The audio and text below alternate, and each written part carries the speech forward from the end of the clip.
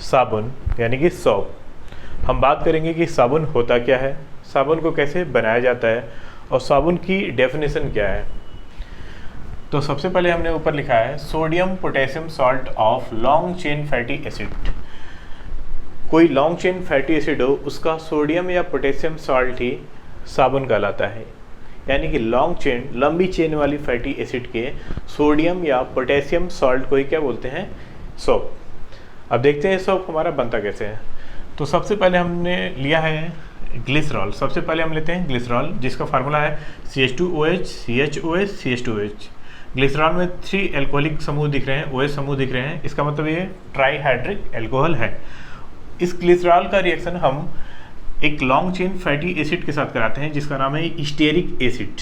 इसका फार्मूला होता है C17H35COOH। इसके 3 मॉलिक्यूल ले लेते हैं।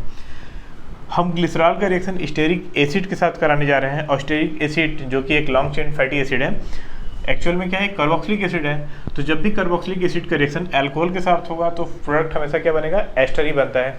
तो हम जानते हैं कि दोनों के रिएक्शन से एस्टर बनेगा। तो चूंकि यह एसिड है H+ देगा, यह अल्कोहल है, यहाँ से OH टोटल निकल जाएगा क्या, वाटर। और वाटर निकलने के बाद ये जो C17H35CO ग्रुप है जाके वहाँ पे इससे जुड़ जाएगा। तो बन जाएगा CH2OCO C17H35 CHOCO C17H35 CH2OCO C17H35। यानी कि ग्लिसरॉल का क्या बन चुका है, एस्टर। इसलिए इसको हमने नाम दे दिया है ग्लिसरील एस्टर, मतलब ग्लिसरॉल से बना हुआ एस्टर। और यही एक्चुअली क्या होता है, फैट होता है। तो इस तरह से हमने ग्लिसरॉल का रिएक्शन स्टीयरिक एसिड के साथ करा के ग्लिसरील एस्टर बना लिया जो कि एक क्या है, फैट है। अब ये जो फैट है ना, इस फैट का हम कराएंगे अल्कलाइन हाइड्रोलिसिस, मतलब NaOH के थ्रू उसका हाइड्रोलिसिस कराएंगे, उसके बॉन्ड को ब्रेक करेंगे। तो देखो जो कार्बन और ऑक्सीजन के बीच का बॉन्ड है ना, ये वाला बॉन्ड, यही बॉन्ड ब्रेक होता है। तो ये बॉन्ड ब्रेक होगा तो CH2 के पास आ जाएगा क्या, OH, और O के पास जाएगा Na+। तो यहाँ से निकल जाएगा क्या, C17H35COONA, एक मालिक्यूल इसका फ्री हो जाएगा। सेम बॉन्ड यहाँ ब्रेक होगा CO के बीच में, तो यहाँ से भी एक C17H35COONA फ्री हो जाएगा।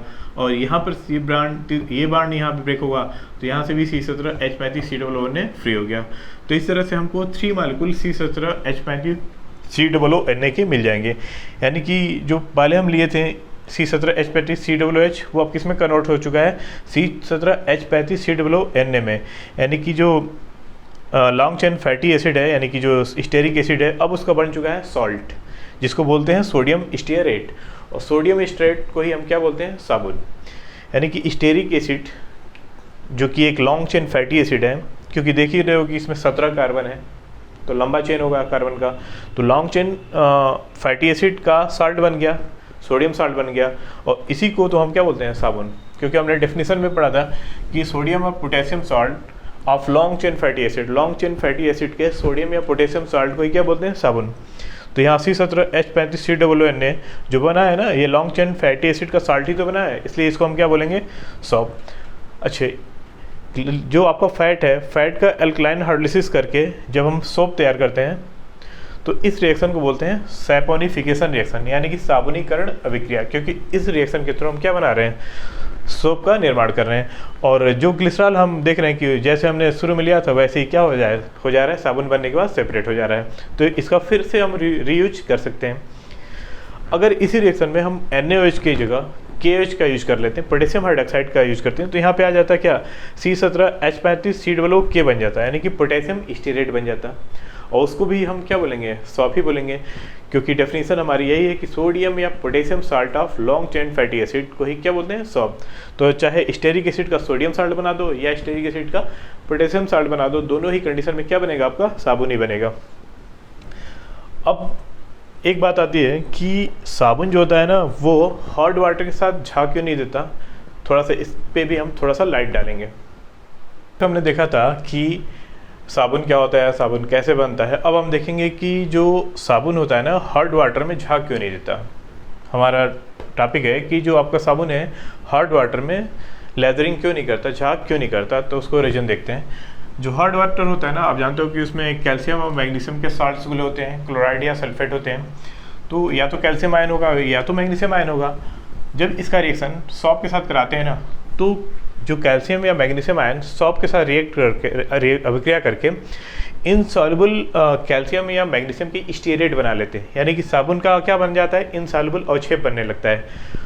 यानी कि जिस साबुन को झाग बनाना चाहिए था वो क्या हो रहा है, अब प्रेसिपिटेट हो रहा है, नीचे जमा हो रहा है, इसलिए अब इस हॉट वाटर में जो साबुन होता है वो झाग नहीं देता। रिएक्शन क्या होती है उसको देखते हैं।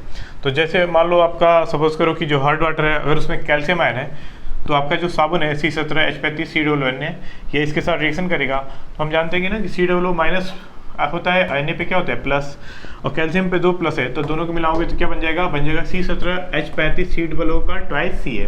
ये हो गया कैल्शियम स्टीरेट। यानी कि जो आपका सोडियम स्टीरेट है ना वो हॉट वाटर के कैल्शियम आयन के साथ रिएक्शन करेगा तो क्या बना देगा, कैल्शियम स्टीरेट। और कैल्शियम स्टीरेट जो होता है वो इनसॉल्युबल होता है, यानी कि आपका साफ क्या हो गया, इनसॉल्युबल हो गया, वो अब थक्का बन रहा है, यानी कि अब वो झाग नहीं देगा। ऐसे ही अगर मैग्नीशियम आयन हॉट वाटर में प्रेजेंट है तो वो भी सॉफ्ट यानी कि C17H35COON के साथ रिएक्शन करके मैग्नीशियम का स्टीरेट बना देगा, यानी कि C17H35COO का ट्वाइस Mg, ये बन गया मैग्नीशियम स्टीरेट। ये भी क्या होता है, इनसॉल्युबल होता है। तो इस तरह से देख रहे हैं कि जो हॉट वाटर में प्रेजेंट जो आयन है कैल्शियम आयन या मैग्नीशियम आयन, ये साबुन के साथ रिएक्ट करके साबुन का कैल्शियम और मैग्नीशियम स्टीरेट बना दे रहे हैं जो कि इनसॉल्युबल होता है। इसकी वजह से आपका साबुन झाग न देकर वो क्या हो जा रहा है, प्रेसिपिटेट हो रहा है और वेस्ट हो रहा है। तो इस तरह से हमने देखा कि जो कैल्शियम या मैग्नीशियम के स्टीरेट बनने के कारण हॉट वाटर में आपका साबुन झाग नहीं देता है, और इस तरह से आपका ज़्यादा से ज़्यादा साबुन क्या होने लगता है, वेस्ट होने लगता है।